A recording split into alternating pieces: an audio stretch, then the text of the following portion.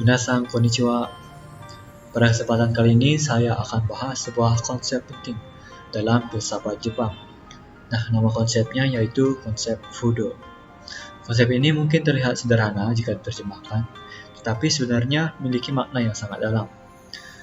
Karena berkaitan dengan hubungan antar manusia, alam, budaya, dan cara kita memahami kehidupan itu sendiri. Secara bahasa, kata Fudo terdiri dari dua kanji. Kanji yang pertama adalah kanji Fu atau Kaze yang berarti angin, kemudian kanji Do atau Tsuchi yang berarti tanah. Jika diterjemahkan secara harafiah, Fudo berarti angin dan tanah. Namun, dalam pemikiran filsafat Jepang, maknanya jauh lebih luas dari itu. Fudo tidak hanya berarti kondisi alam, seperti cuaca atau geografis, tetapi mencakup keseluruhan hubungan antar manusia dengan lingkungan tempat ia hidup. Konsep ini dikembangkan oleh seorang filsuf Jepang bernama Watsuji Tetsuro.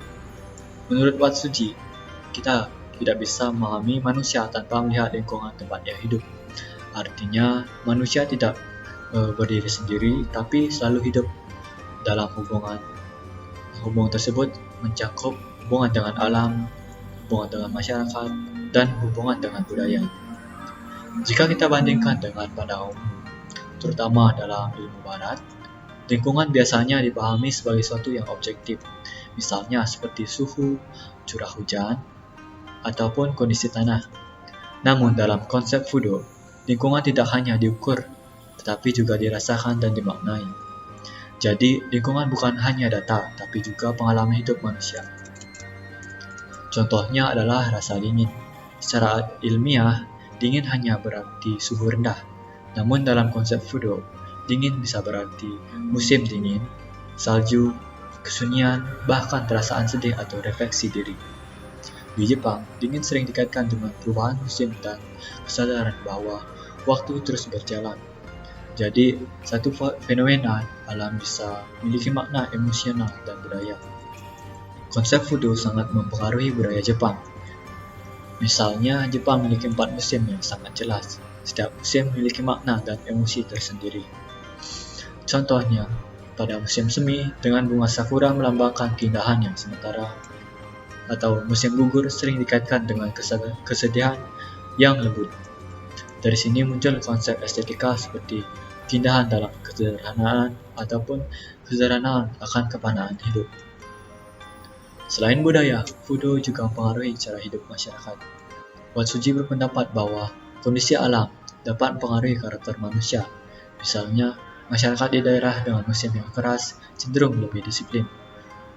Kemudian, masyarakat Jepang sangat menghargai harmoni karena hidup dalam kondisi alam yang berubah-ubah. Dalam konsep Fudo, manusia tidak dianggap sebagai penguasa alam. Sebaliknya, manusia adalah bagian dari alam itu sendiri. Ini berbeda dengan pandangan modern yang sering melihat alam sebagai sesuatu yang bisa dieksploitasi. Fudo justru menekankan keseimbangan, keharmonisan, dan hubungan antar manusia dan lingkungan. Konsep ini sangat dekat dengan istilah lingkungan hidup dalam bahasa Indonesia, karena lingkungan tidak hanya berarti tempat, tetapi juga kehidupan yang ada di dalamnya.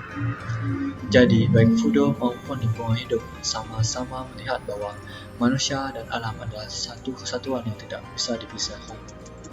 Konsep Fudo sangat relevan saat ini, terutama dalam isu lingkungan. Di tengah masalah seperti perubahan iklim ataupun kerusakan alam, Fudo mengingatkan kita bahwa ketika lingkungan rusak, kehidupan manusia juga ikut terdampak.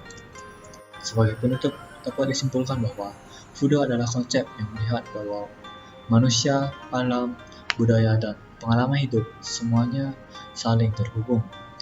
Lingkungan bukan hanya tempat kita hidup, tetapi bagian dari identitas dan makna kehidupan kita.